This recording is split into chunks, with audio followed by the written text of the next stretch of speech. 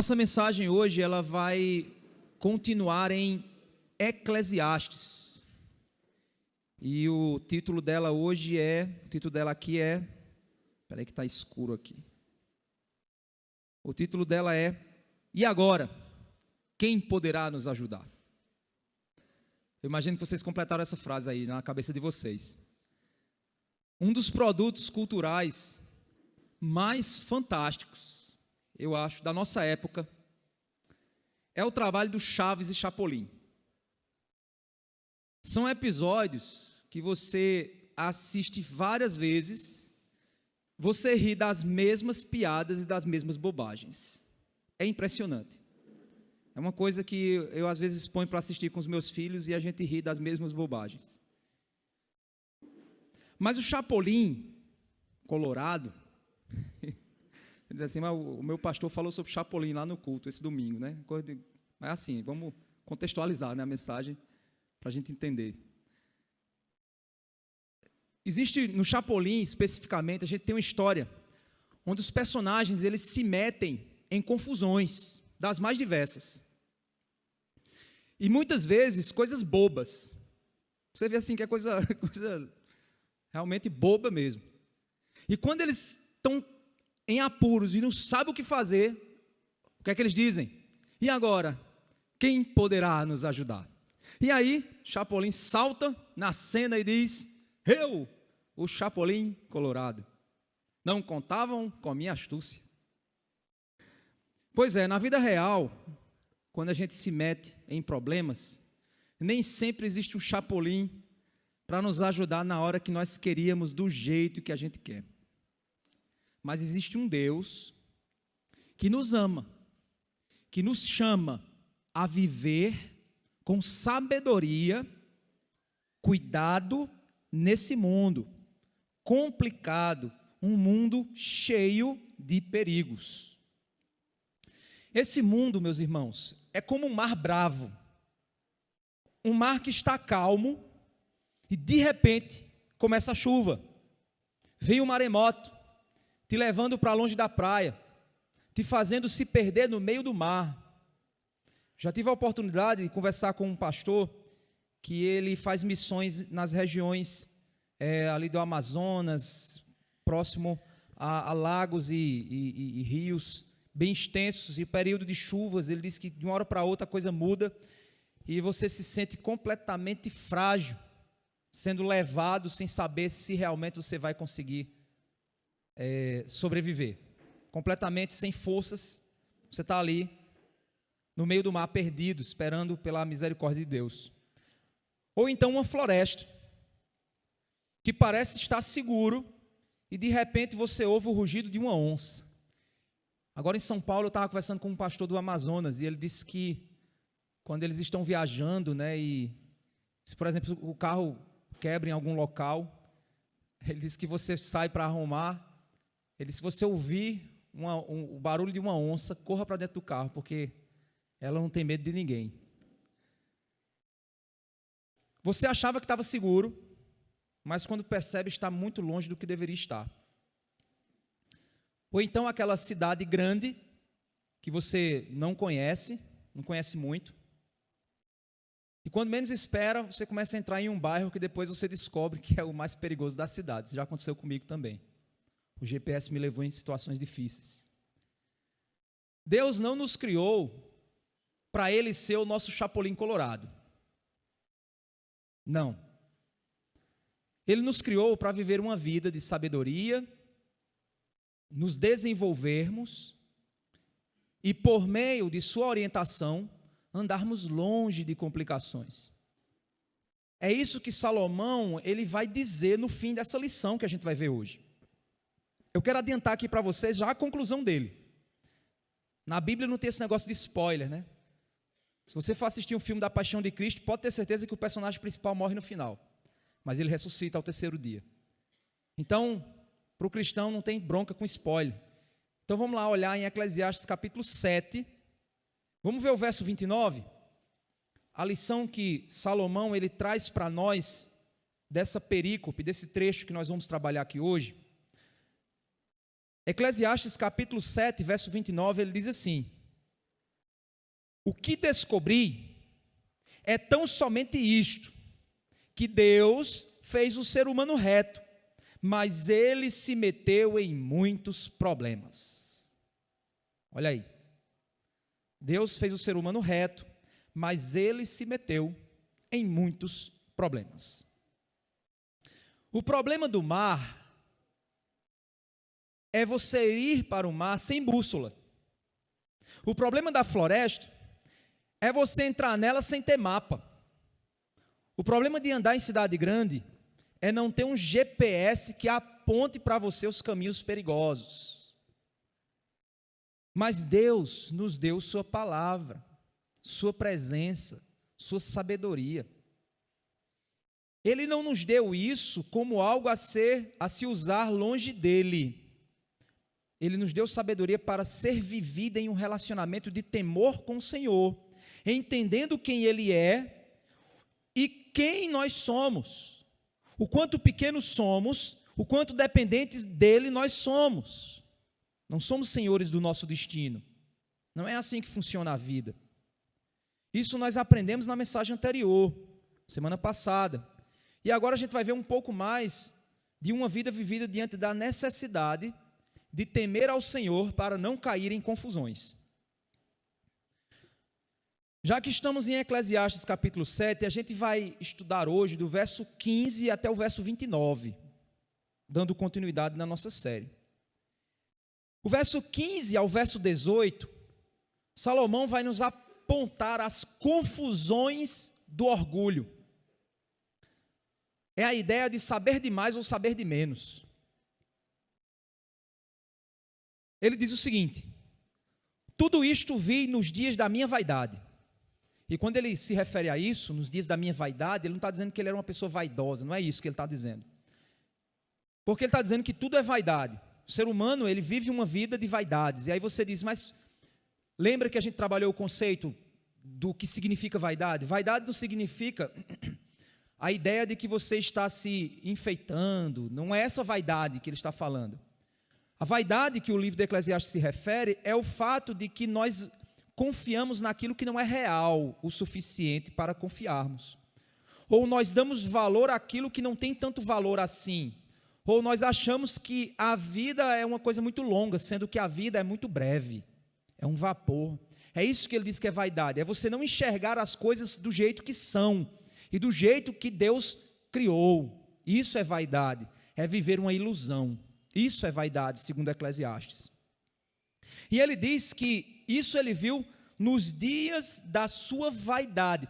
Salomão agora ele vai trazer muitas percepções particulares dele. Ele vai dizer, olha, eu vivi uma vida e eu enxerguei algumas coisas nessa minha vida vivida, até o momento.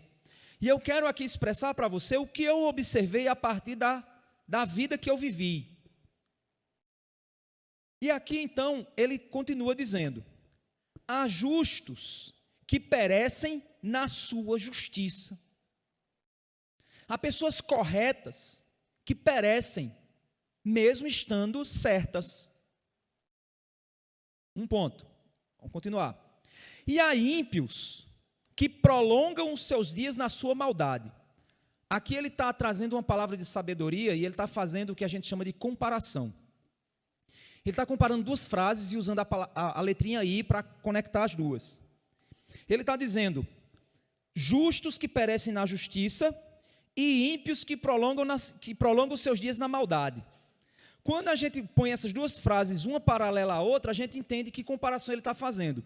Ele está dizendo que tem pessoas que vivem vidas corretas, mas morrem cedo. E tem pessoas que vivem vidas ímpias, mas vivem muito. Vocês já viram isso? É aquela velha pergunta que a gente diz, por que ocorrem coisas ruins com pessoas boas? Por que tem gente aí tão perversa e não ocorre coisas que ocorrem com pessoas tão boas? Essa é uma pergunta padrão para jogar a culpa em Deus. As pessoas dizem assim, se Deus é bom, por que ocorrem coisas ruins com pessoas boas e ocorrem coisas boas com pessoas ruins? Que Deus é esse que deixa que as coisas ocorram assim? Esse aqui é o primeiro pensamento que Salomão observa. Ele verifica que no mundo quebrado, nesse mundo que nós observamos, esse mundo que foi criado por Deus, mas que por causa do homem se meter em muitas confusões se tornou o que nós vemos aí, é que pessoas justas perecem e pessoas ímpias prolongam seus dias. Diante disso, no verso 16, ele diz: não seja, aí ele vai agora lançar uma proposta estranha, mas que existe uma sabedoria poética. Lá em São Paulo, os pastores disseram: você está pregando uma série de quê? Eu disse: uma série de Eclesiastes. Eles disseram: misericórdia. Você acha que Apocalipse é um livro difícil? Não é. Eclesiastes é o livro mais difícil de se pregar na Bíblia. Porque Eclesiastes é um livro de sabedoria teológica e filosófica. Demanda que você você consiga enxergar muito fora da caixa, mas dentro da Bíblia, para você não viajar muito longe da praia. E aqui ele lança uma proposta esquisita. Quando ele diz no verso 16: não seja demasiadamente justo. O que, Salomão? Eu não devo ser tão correto? Lembra que ele falou que existem justos que perecem na sua justiça e ímpios que prolongam seus dias na maldade? Agora ele diz, diante disso, ele diz: agora, então não seja demasiadamente justo. Peraí, então um pouquinho de maldade pode? Será que é isso que ele está dizendo? Vamos continuar a pensar junto com ele? Nem exageradamente sábio.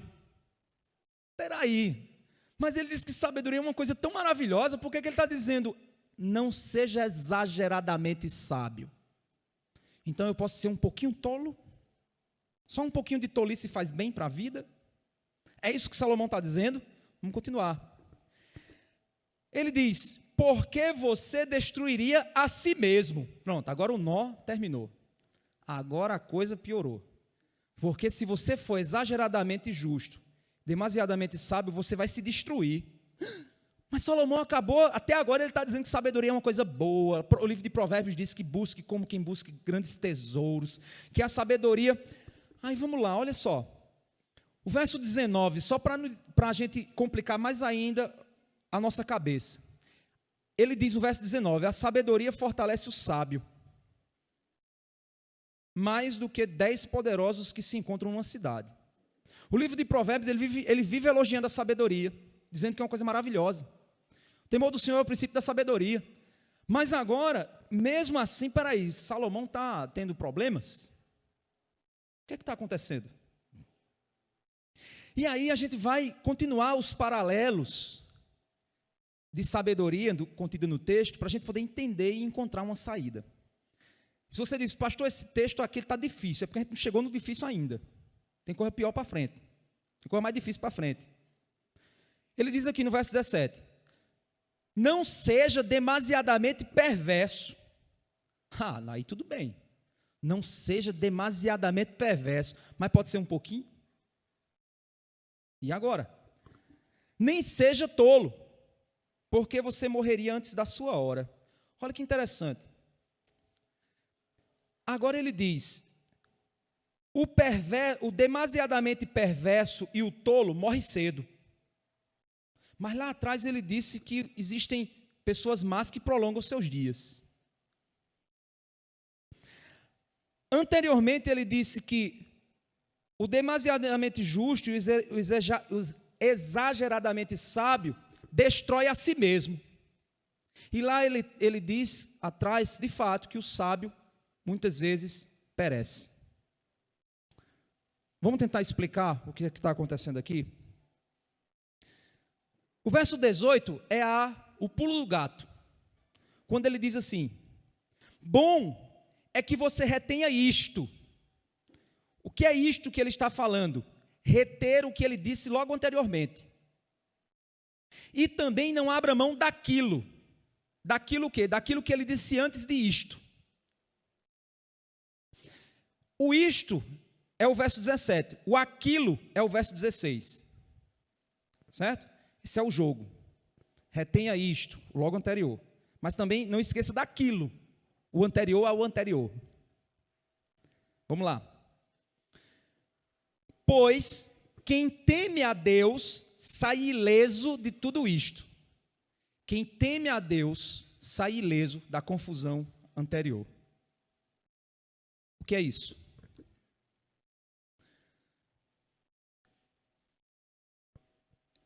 Jesus, um dos maiores adversários de Cristo na sua caminhada, e os que mais despertavam sua ira, sua revolta, eram os fariseus e saduceus e escribas. Eram homens que detinham o conhecimento da palavra, que impunham pesadas cargas sobre o povo, e eram hipócritas, pois Jesus disse que eles colocavam cargas sobre as pessoas das quais nem eles carregavam. Que eles eram como sepulcros caiados, tinham uma aparência bela por fora, mas por dentro cheio de ossos podres. Jesus também diz que a nossa justiça deveria exceder a justiça dos escribas e fariseus, senão nós não entraríamos no reino dos céus. O que Salomão está falando aqui, a respeito do demasiadamente justo e exageradamente sábio, é o orgulhoso de sua sabedoria, o arrogante em sua justiça. Alguém que confia tanto em sua sabedoria, que acha que esta o salvará. Confia tanto em sua justiça, que acha que é suas obras que o levará em segurança ao céu. Mas anteriormente, no verso 15, ele disse que nesse mundo quebrado existem pessoas que são justas, mas perecem. Significando dizer que a minha vida nunca está na minha mão. E por minha vida nunca estar em minha mão, não é a minha justiça que me salva. Não é a minha arrogância que me direciona. Mas confiar no Senhor me conduz em segurança. Diante do perigo do orgulho e da vaidade. Diante do perigo da arrogância e da confiança nas próprias obras. Meu querido irmão, não ache que você está longe disso. Porque a partir do momento em que você vem para a igreja, como você veio hoje, e você percebe que um determinado irmão não veio para a igreja hoje, e você em seu coração realiza o seguinte julgamento: eu vim porque sou melhor do que ele.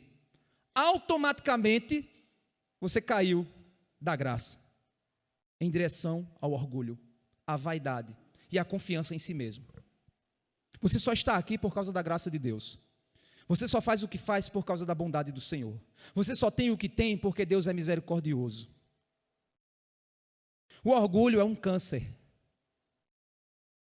O orgulho é algo que nos destrói. É algo que nos esvazia. E não são as nossas obras que vão prolongar os nossos dias, porque ele acabou dizendo que existem justos que perecem na sua justiça. Então entenda uma coisa: seja justo, mas não seja demasiadamente justo, como se a justiça fosse uma ferramenta de manipulação divina. Pois Deus, olhe para mim, veja como eu vou todo domingo para a igreja, veja como eu toco na banda, eu prego, eu oro, eu busco a Deus.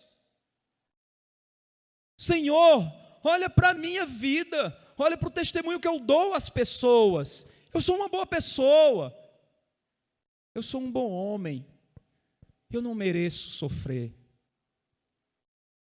Deus, o Senhor não está percebendo que eu sou um filho obediente? Então por que eu estou sofrendo tanto? Porque eu não consigo o que eu quero? Porque eu oro e parece que o Senhor não me escuta? Eu pago o preço. Já ouviu isso? Em determinado meio de uma linha teológica mais avivada, a gente vê muito isso. Eu paguei o preço na oração. Pagou o preço de quê? Jesus já pagou tudo. A oração, ela é uma transformação muito mais de quem ora do que de Deus. Quando você ora, você não está mudando Deus, você está mudando você. E ao mudar, Deus te abençoa. Só em estar mudando e não recebendo o que você quer, você já está sendo abençoado. A oração é isso. Declaração de que nós não somos superpoderosos. Deixa eu te dar um outro exemplo de orgulho. Jesus disse, sem mim nada podeis fazer. Mas você já percebeu que a gente só ora quando a gente tenta e dá errado? Por que a gente não ora antes de tentar qualquer coisa na nossa vida? Por que a gente não ora pedindo a Deus que abençoe antes de fazer? Porque a gente acha que consegue fazer sem Ele. E que se deu errado é porque a gente precisa dele agora. Mas a gente sempre esteve com Ele, sempre precisou desde o princípio, desde o começo. Orgulho é isso. É a nossa incapacidade de perceber que Deus domina todas as coisas. Se você faz o bem, é Deus em você. Se você faz o mal, é você sem Deus. Então o bem que você faz é para a glória de Deus e vem dEle. E só permanece em você se você permanecer nele. Então não existe um sequer que possa dizer que é bênção de Deus, porque existe bênção vinda de si mesmo. Tem pessoas que chegam e dizem, pastor, você é uma bênção. É porque você não me conhece. E se por acaso eu te abençoo, é Deus em mim, não sou eu. Porque por quantas vezes o orgulho tenta tomar conta do meu coração? Quantas vezes nós fazemos o bem a alguém e a pessoa, que bênção, e a gente diz assim, louvado seja eu. Quantas vezes o nosso coração é tentado? Então você precisa ter cuidado com os demasiadamente justos. Certa vez eu estava tratando uma situação de pecado e a pior coisa que tem, gente, na igreja é a disciplina eclesiástica. Pelo amor de Deus, é desgastante. Olha, disciplina, ter que disciplinar pessoas, é o lixão do ministério. É fedorento, é ruim, é chato, é desgastante. É o pior lado do ministério. E tem que ser feito. E eu estava numa batalha, numa luta. Os irmãos diáconos, eles acompanham os processos, estão comigo. Eles sabem o quanto é desgastante. Tem gente que às vezes adoraria estar na posição de liderança, mas na hora de carregar piano, o cara não vai querer. Na hora de engolir sapo, o cara não vai querer. Só quer os louros. E os louros são os mais perigosos para quem deseja eles. Porque a arrogância e o orgulho estão por trás de cada um desses. A proeminência, Paulo diz, o desejo por proeminência. E uma vez eu lidando com a situação, e há meses que a gente vinha lutando com uma determinada situação, meses desgastantes. Às vezes você vê na igreja rindo, tal, mas você não sabe o que está acontecendo muitas vezes. Porque a gente tem que cumprir os princípios de Mateus, que diz assim, primeiro entre ti e ele, depois vai com um grupo lá. Se o cara não escuta ninguém, aí depois você vai levar para a igreja. Por quê? Porque a situação ela tem que ser secreta até que leve-se para a igreja. Isso é um ensinamento de Cristo. E a gente está lá nos bastidores, lutando, um desgaste. E aí, quando eu levei a situação para a igreja, e abri a situação para a igreja, uma determinada pessoa fez assim, então você estava permitindo o pecado no meio do povo? Aí eu disse, meu Deus, porque isso é inaceitável, permitir o pecado no meio do povo. Essa pessoa estava no nosso meio fazendo isso. Aí eu fui e disse, rapaz, então eu acho que Jesus também cometeu o mesmo erro, né? Porque Judas roubava, estando lá no meio dos 12. Aí era um jovem, né? Que jovem às vezes tem muito disso, né? De querer ser o mais justo do mundo. Não seja demasiadamente justo, porque senão você está confiando numa coisa que é pura vaidade, orgulho e arrogância. Vocês sabem, quando a gente está na batalha aqui, os irmãos sabem, quem é membro da igreja já há mais tempo sabe, que a gente luta até o sangue descer na canela para recuperar, para ajudar, para resgatar a pessoa. A gente faz de tudo. Vai até o fim. Chega um ponto que não dá mais. Senão vai começar a cair no problema de você passar a mão no erro. Tem mais como. Então, às vezes, a gente quer ser o quê? Preto no branco. Mas muitas vezes você é preto no branco, não é porque você está querendo ser correto, amoroso. Não, é porque você está querendo aparecer como o bastião da justiça. Aquele que tem um S no peito e fala, eu sou o herói, vou voar, e vou salvar, e vou resolver tudo. Aí o cara está sentado no banco, olha para o pastor e diz, se eu estivesse no lugar dele, eu faria melhor. Pois vem, toma o crachá. Uma vez eu fiz isso com um chefe meu. O cara, toma até palavrão, até xingar minha mãe, o cara xingou. Eu peguei o crachá e disse assim, pois toma, você assuma aí o... Aí você resolve. Mas você não é fácil? Não sei nem porque o cara me demitiu. Não me demitiu, né? Porque às vezes para os outros é fácil demais. Mas não passa de orgulho, não passa de arrogância. E é dela que a gente tem que fugir. Mas aí você pode dizer, ok, pastor, realmente eu não posso ser demasiadamente justo, então eu vou pular para o outro lado. Já que é difícil ser justo, então deixa a vida me levar, a vida leva eu. Vai-se embora, feito o cantor que canta isso, que eu sei o que lá do... Sei lá, acaba toma cerveja que só. Esqueci o nome dele, Zeca Pagodinho. Vamos lá, vamos assim. Deixa essa filosofia do mundo. Vai, segue o fluxo, é mais fácil. Aí ele diz, não seja demasiadamente perverso, nem seja tolo, porque você morreria antes da sua hora. Aí é interessante que parece que ele diz o que disse antes. É interessante. Depois chega em casa e põe essas frases assim, uma embaixo da outra, e faz uma análise para tu ver que interessante.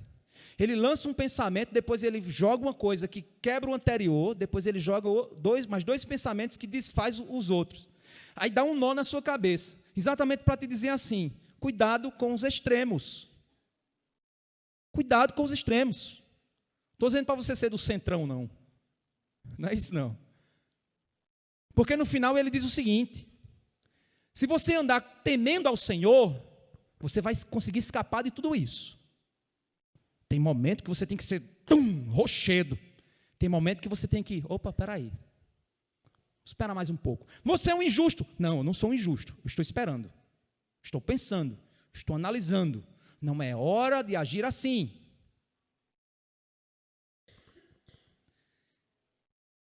E aí, o que a gente entende desse trecho é que Deus fez a sabedoria como um caminho seguro, mas o ser humano se meteu com o orgulho e com a maldade.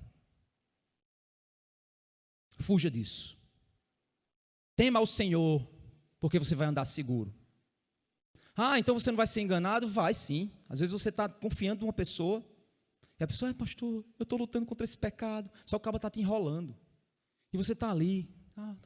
Aí uma pessoa chega para o pastor, ele está te enrolando, pastor, está te enrolando. Não, deixa eu... Temendo a Deus, tentando entender, lutar, ajudar. Depois vem uma rasteira, você cai. Mas Deus é glorificado no final. Sabe por quê? Deus é glorificado no final?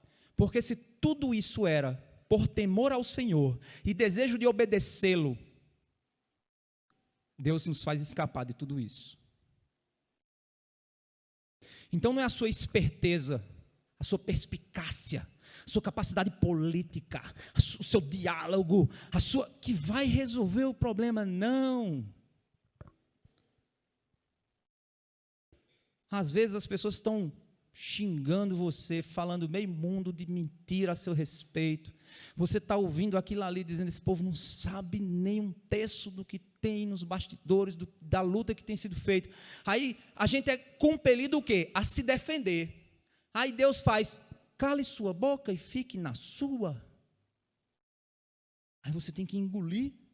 Alguém olha e diz, por que não se defendeu? Porque Deus vai agir. Que esse pastor é muito mole. Que esse irmão é muito fraco. Se fosse eu, batia no peito e dizia, lá no seu trabalho, pois meu chefe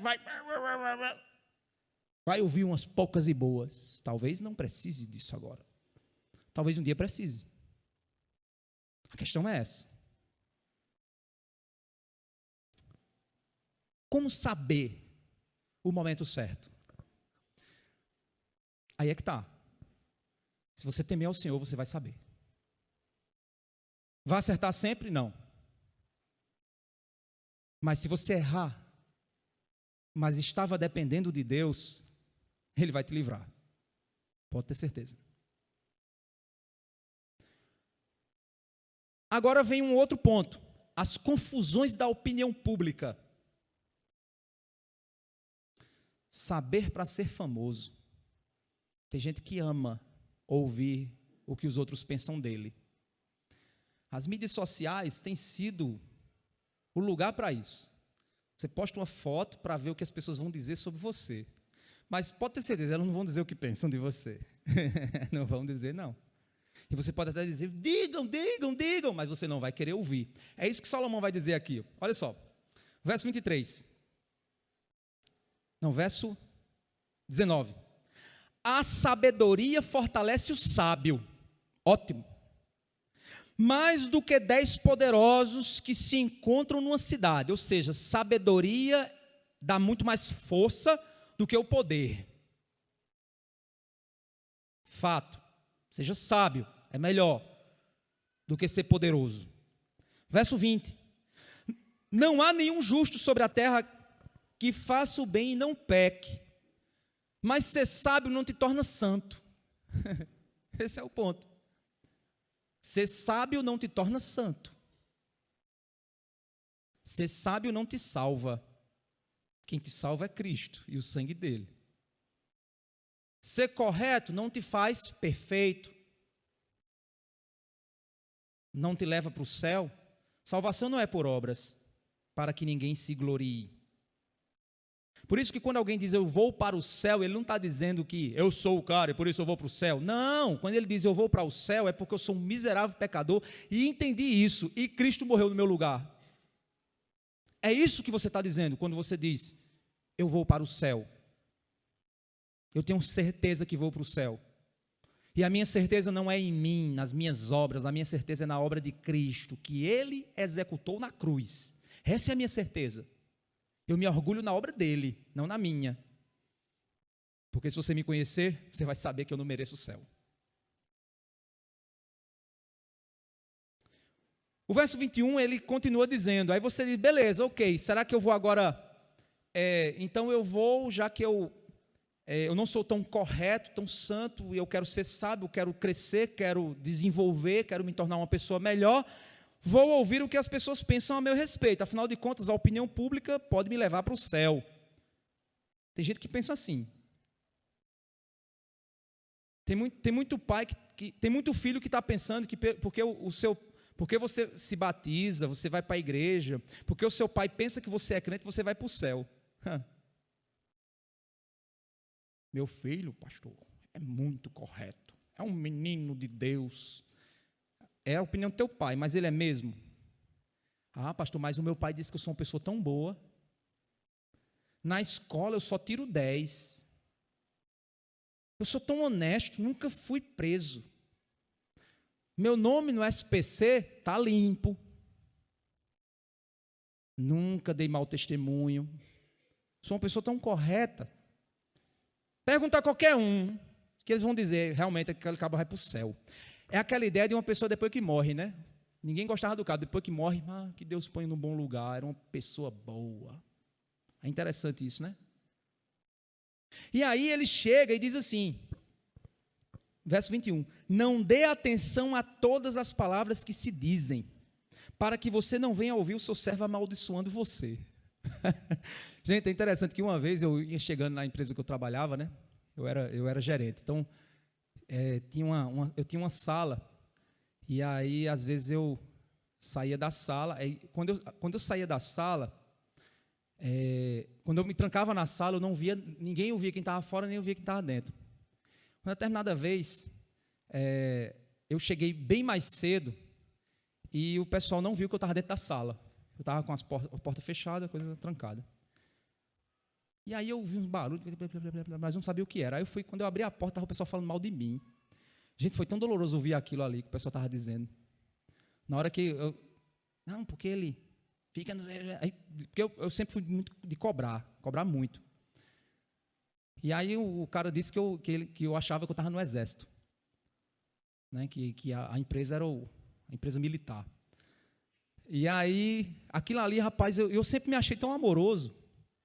né? Tão, sempre pensei que eu era tão assim, poxa, às vezes eu esticava tanto prazo para as pessoas, que quando eu vi aquilo ali, eu disse, caramba, todo o meu esforço para parecer, minha vontade mesmo era passar como um trator mesmo, bora fazer, bora, porque eu ia e fazia mesmo. Mas aí eu disse, não, eu tenho que me controlar e tenho que mostrar, motivar as pessoas para fazer e tal. Era aquele leão dentro de mim que ficava doido para pular fora e eu segurando ele, dizendo, não, eu vou tentar mostrar que... Só que, na realidade, as pessoas não pensavam isso. Rapaz, aquilo me machucou tanto. Eu imagino que para você já deve ter acontecido coisas assim. Você lutou para aparentar uma imagem, para dizer, meu Deus, eu queria tanto que as pessoas pensassem em determinada coisa de mim, quando menos espera você descobre por outras pessoas que alguém pensava de você, até uma injustiça. Não estou dizendo que as pessoas vão pensar de você aquilo que é correto. Às vezes até a interpretação da pessoa está errada. Eu estava conversando uma vez com uma pessoa que ela me falou assim, uma pessoa foi e colocou, alguns filhos tomaram a decisão de colocar o pai no asilo. E as pessoas ficaram horrorizadas com a decisão dos filhos.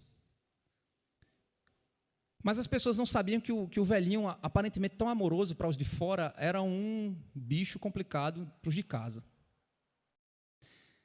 E aí os filhos eram, aonde o rapaz ia, ele gerava problema.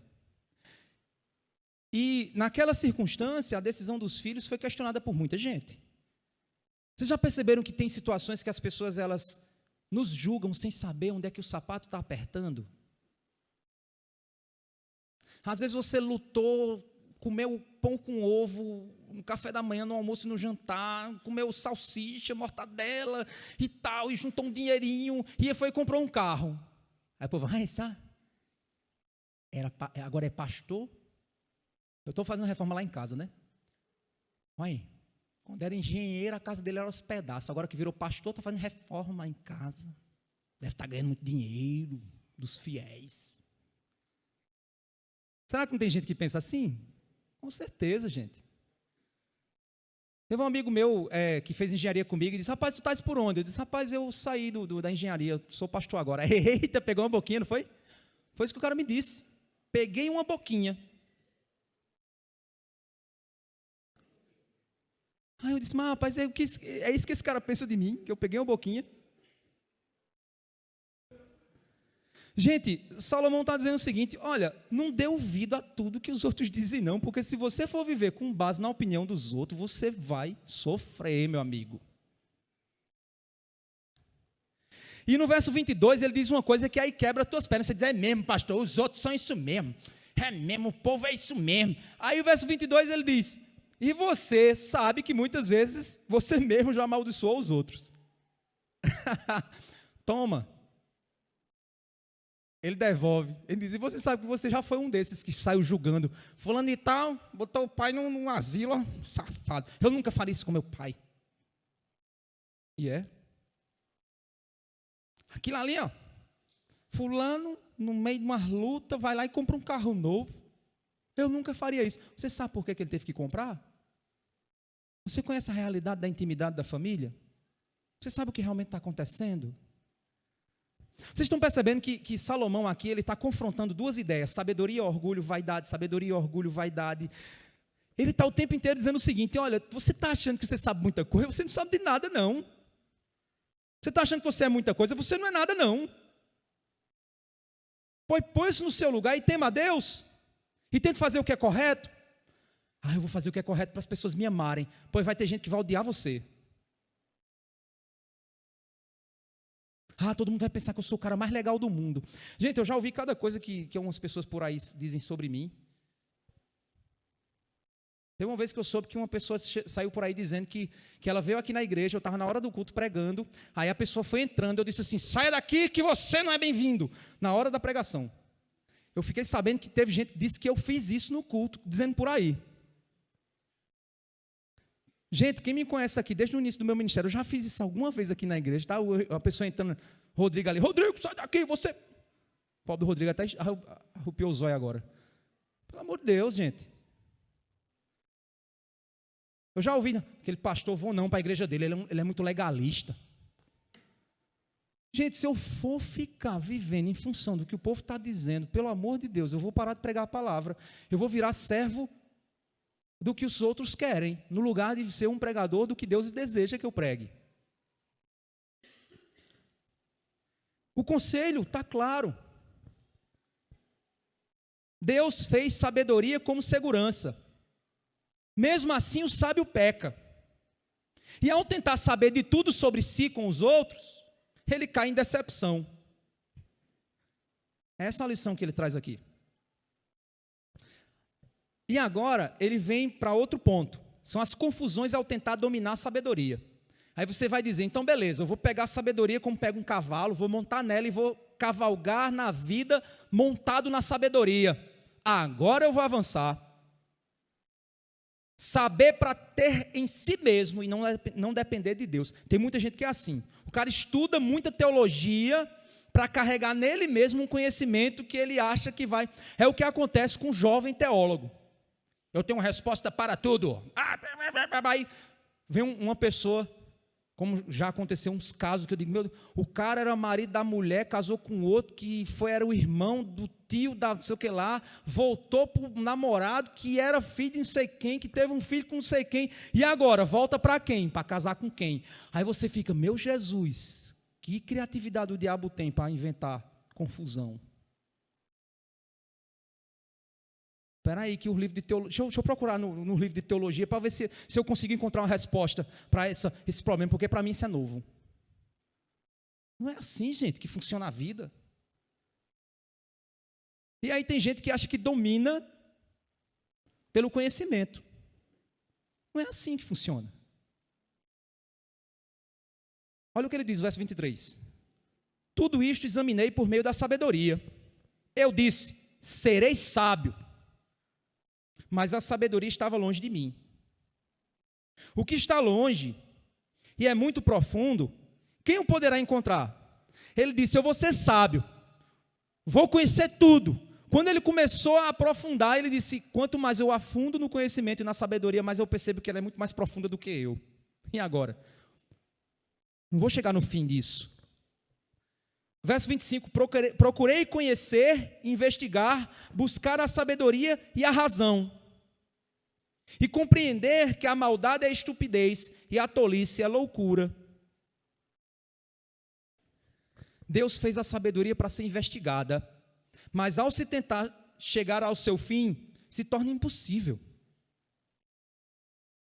O melhor caminho não é conhecer todas as coisas para estar seguro, mas é conhecer a Deus para aprender a distinguir o certo do errado. Entenda isso. Você não vai ter todas as experiências da vida. Tem gente que acha que o conselheiro bíblico é um cara que viveu muito. Aí chega lá, o pastor da minha igreja é conselheiro bíblico. Aí vem um casal de idosos que estão passando por problema no relacionamento. Aí olha para mim, um menino, né? Fala, esse menino não vai ensinar nada. É verdade, da vida eu posso não ensinar muita coisa, mas da Bíblia eu posso ensinar. Porque o aconselhamento bíblico não está baseado nas minhas experiências, porque se eu tentar aprofundar, eu não vou chegar no fim do entendimento das coisas. Mas conhecendo a Deus e a sua sabedoria, eu consigo pelo menos te ajudar a distinguir o certo do errado. É isso que ele está dizendo aqui. Então, conhecer a Deus não te dará conhecimento de tudo, mas te fará navegar seguro a cada etapa da caminhada. Pode ter certeza. E aí vem a parte mais difícil.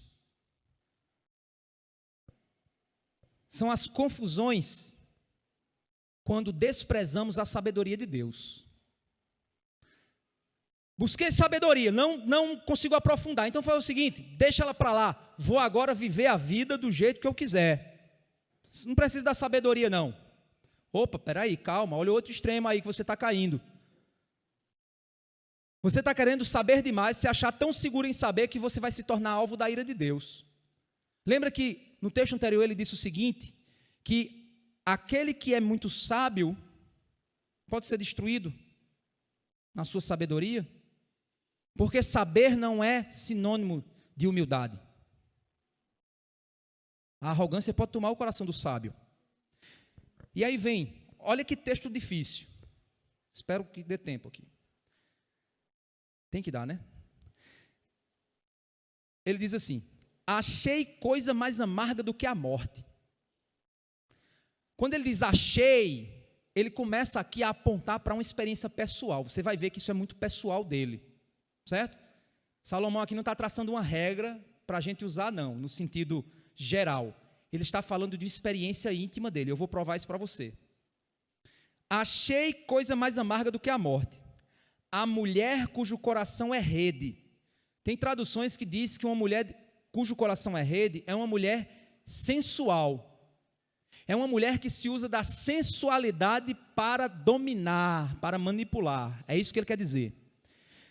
Ele está dizendo, a mulher cujo coração é rede e armadilha, cujas mãos são correntes. Quem agrada a Deus fugirá dela, mas o pecador virá a ser seu prisioneiro. Quem agrada a Deus consegue se livrar da mulher sensual, mas aquele a quem Deus desagrada, a quem desagrada a Deus, se torna vítima da mulher sensual. Olha só que coisa interessante. Olha como ele continua, verso 27. Aí agora pega a parte mais difícil. Espero não apanhar. Foi Salomão que disse, viu? Eis o que descobri. Esse cara está querendo vender essa moto. Diz o pregador, conferindo uma coisa com outra, para a respeito delas formar o meu juízo. Olha só, vamos devagar. Eis o que descobri. Mais uma experiência dele. Diz o pregador, ele está reforçando que é ele que está falando. Conferindo uma coisa com outra, fazendo uma avaliação pontual. Para a respeito delas formar o meu juízo. Fazer uma avaliação sobre o que ele estava vendo com seus olhos, uma coisa pontual e pessoal dele. Olha a quantidade de palavras que ele usou para reforçar a ideia. Verso 28. Juízo que ainda procuro e não encontrei. Mais uma vez, ele está dizendo, eu estou avaliando. Entre 1000 homens, achei um como esperava. Mas entre tantas mulheres, não achei nem sequer uma. Machista, homofóbico, fascista, taxista, aí vai todos os istas por aí, né? Salomão, isso é o patriarcado da Bíblia. E aí vai lá, o vaca cabeluda. Gente, Salomão está dizendo o seguinte, entre 1000 homens eu encontrei um sábio, mas entre muitas mulheres não achei uma. Vixe, Salomão, que pegou pesado, viu? Vamos lá. Vamos entender que Salomão não é esquizofrênico. Sabe por quê? Porque lá para frente, ele vai dizer, quem achou uma mulher, quem achou uma esposa, achou o bem do Senhor. A mulher sábia edifica a sua casa. E aí a gente precisa entender o contexto hebraico e a vida de Salomão. Deus fez as mulheres como bênçãos na criação. Quem esteve ontem na reunião de casais, viu aqui, vocês aguaram as plantas? Quem veio na reunião de casais ontem, vai saber do que eu estou me referindo. Espero que vocês tenham aguado. Deus fez as mulheres como bênçãos.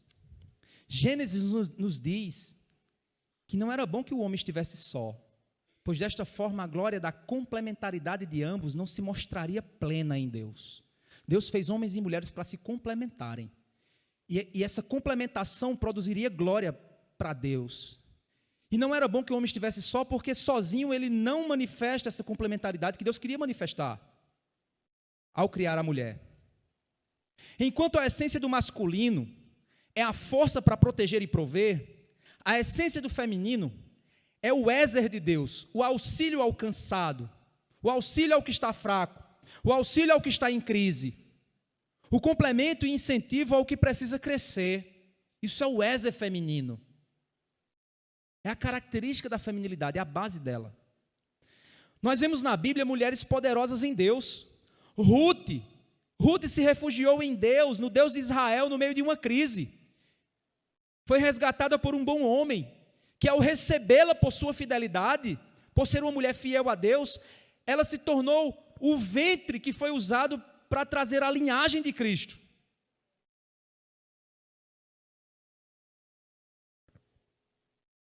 Esther, em uma crise, entregou sua própria vida, seus sonhos, seus planos, seus projetos, para salvar o seu povo.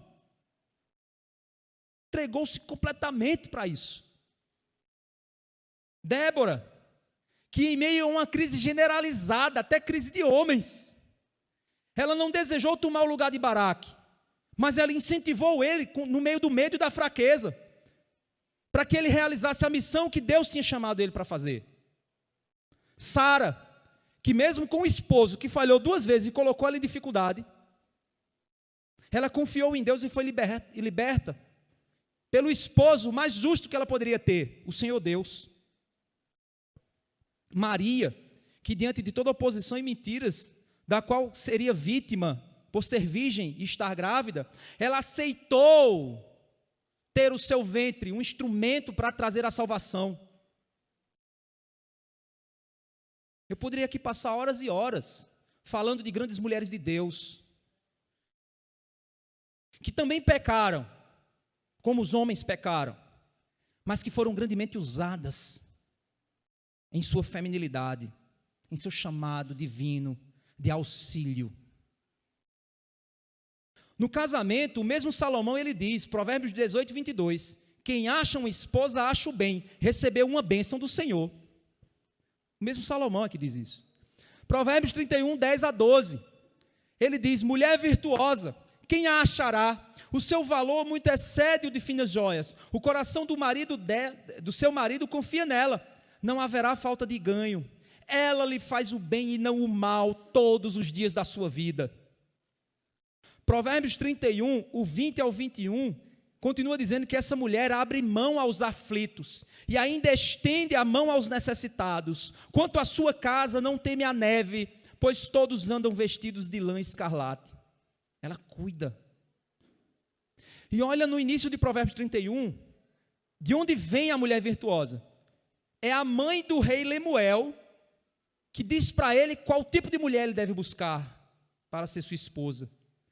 Provérbios 31, do 1 ao 3, diz, palavras do rei Lemuel, de Massá, que a mãe dele lhe ensinou.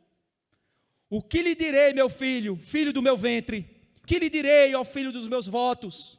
Não des às mulheres a sua força, nem os seus caminhos às que destroem os reis. Aí ela completa, mas a mulher é mulher virtuosa, quem a achará? O seu valor, e aí ela começa a descrever essa mulher sábia, que edifica a sua casa. As mulheres foram criadas como presentes da benevolência do Senhor. Foram criados como bênçãos da complementaridade aos homens. Não para serem pertencidas, mas para serem amadas, respeitadas, parceiras na criação. Aos rapazes, as amigas são fontes de leveza. Quando eles aprendem a respeitar, tem amigas que os ajudam a ver o mundo em cores mais vibrantes, que nós rapazes não conseguimos, nós rapazes. Aos homens, colegas de trabalho, mulheres tornam o ambiente mais belo, mais humano, mais sensível, visto de formas que nós homens muitas vezes não conseguimos enxergar. Na família, as mulheres são o auxílio de Deus, o auxílio ao fraco, o ézer, o amparo ao que sofre, a força ao que está fraco para reerguê-lo.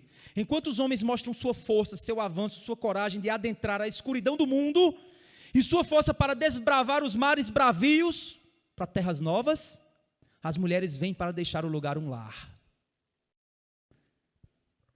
Com sabores, cores, cheiros que criam lembranças de um lugar para se chamar de casa. Homens e mulheres foram criados para se complementar na criação, e isso é muito bom de Deus. Aí vem o pecado e joga todo mundo em muitos problemas. Por causa do pecado, os homens passam a não olhar mais as mulheres como pessoas, mas como objetos a possuir, para o seu prazer e o seu serviço. As mulheres se veem no seu poder de sedução, formas de dominar a mente masculina daqueles que estão no poder. Porque nenhuma vai querer seduzir o mendigo que está lá na porta. Teve um aí. Eita, tem que rever isso, né? Teve um caso aí complicado. Mas foi uma exceção. Vamos transformar em regra. A sedução, você já viu alguma mulher querendo seduzir um pobretão? Não. Essas mulheres sedutoras, elas vão atrás dos poderosos, dos reis, dos presidentes, É assim. E aí elas pensam, eu vou dominar a mente masculina, vou usá-los para o meu prazer, o desejo de dominação por meio deles. Subjugar homens pela sedução sexual, dominar mulheres pela força da opressão. Esse é o fruto do pecado no mundo. É sobre isso que Salomão parece falar aqui, sobre as confusões que nós nos metemos. E ele se meteu em confusão. Meus irmãos, eu confesso a você que quando eu estava preparando essa mensagem, eu chorei nessa parte. Por isso que a lágrima já foi. Que fim triste Salomão teve, gente. Parecia que ele estava profetizando o seu fim aqui. Um homem poderoso, sábio, se deixou levar por um ídolo do coração dele, sexo. Ele encontrou mulheres perversas, mulheres que entenderam que poderiam dominar o poderoso rei com sua sedução. Grandes homens de Deus sucumbiram por causa desse pecado terrível. Olha o que é que diz lá, eu vou só ler. 1 Reis 11, do 1 ao 9. Olha o que é que diz. Além da filha de Faraó, Salomão amou muitas mulheres estrangeiras. Moabitas, Amonitas, Edomitas, Sidônias, Etéias, mulheres das nações de que o Senhor tinha dito aos filhos de Israel, não casem com elas, nem casem com elas com vocês, pois perverteriam o coração de vocês para seguirem os seus deuses. A estas Salomão se apegou pelo amor. Tinha 700 mulheres que eram princesas, 300 concubinas. Suas mulheres lhe perverteram o coração. Sendo já velho, suas mulheres lhe perverteram o coração para seguir outros deuses, e o coração dele não foi mais fiel ao Senhor, seu Deus, como havia sido fiel o coração do seu pai Davi.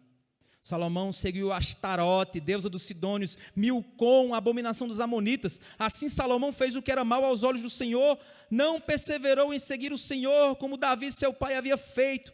Nesse tempo, sobre o monte que fica diante de Jerusalém, Salomão construiu um santuário a Quemos, abominação de Moabe, a Moloque. Gente, isso é terrível. Moloque era aquele que, se você matava crianças queimadas, assadas para ele.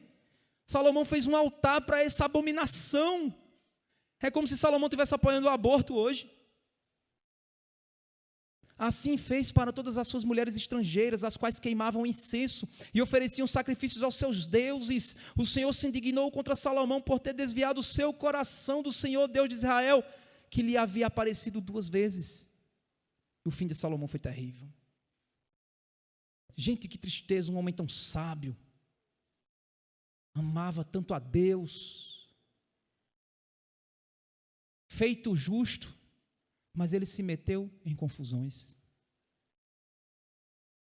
Meu querido irmão, você homem que está aqui, cuidado, não brinca com o pecado, cuidado com o teu celular, com o que tu acessa, cuidado com o que tu enche tua cabeça, porque tu pode destruir tua família inteira. Você quer ser um grande homem?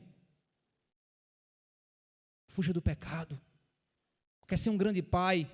Fuja do pecado, seja justo, seja sábio, tema ao Senhor. Ah, pastor, as mulheres, essa palavra não é para elas, não. Eu estou falando de um homem que era o mais sábio, que já se levantou sobre a terra. Mas essa sabedoria não impediu ele de cair, de transgredir. E aí você lê um livro de Calvino e acha que é o cara. Coitado. Lê um livro de Lutero, acha que é o bambambam. Pelo amor de Deus. Baixa a bola, baixa. Você depende de Deus. Pedro disse, nunca jamais eu trairia o Senhor. Tu andava com Jesus? Não, eu não conhecia esse homem.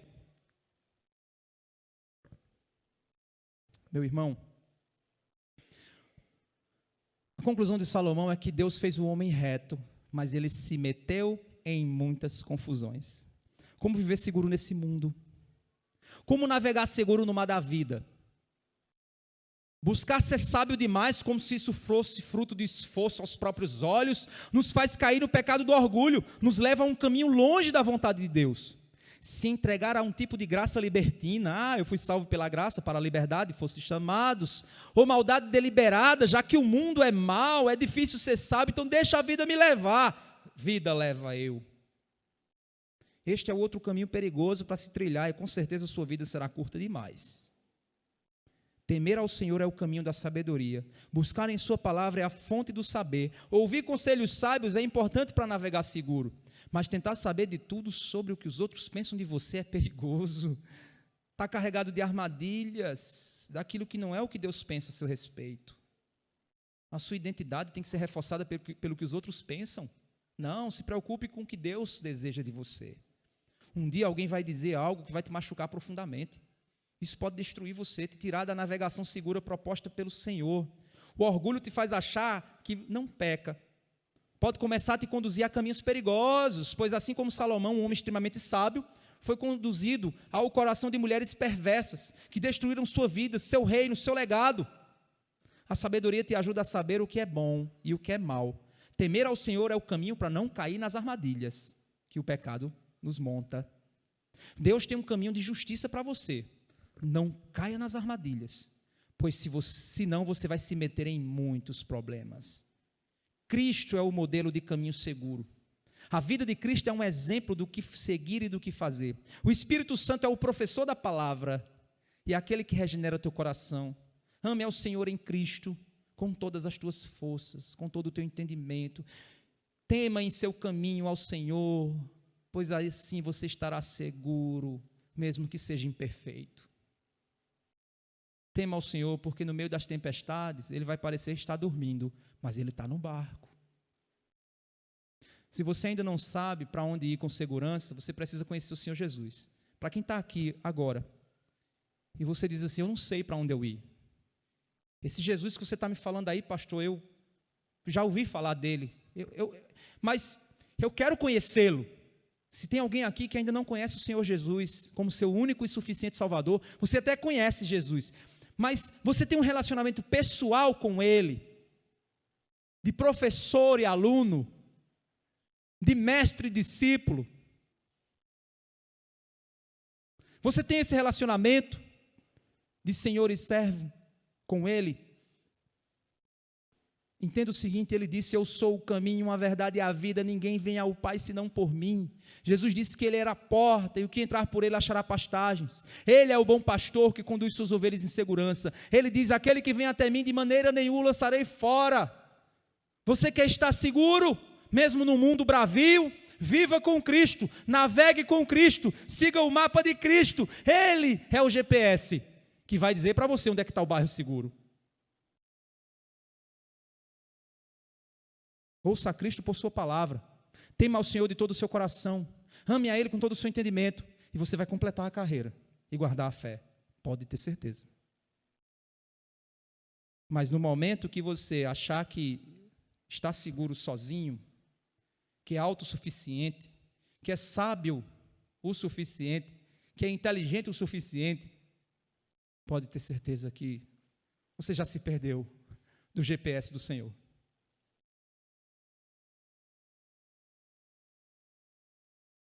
Por isso que Salomão diz, temer ao Senhor é o princípio da sabedoria. E os loucos desprezam a sabedoria. O homem que escreveu isso, terminou sua vida na loucura. Mas Paulo, ele disse, acabei a carreira e guardei a fé. Você quer ser como quem? A diferença era que Paulo olhou para Cristo, não que Salomão não tenha olhado, mas no final da sua caminhada, Salomão parece que já estava tão cheio de si, que desviou seu coração do Senhor. Você quer terminar vazio como Paulo, terminou vazio de si, mas cheio de Cristo? Ou você quer terminar cheio de si e vazio de Deus? Aí depende do que você quer.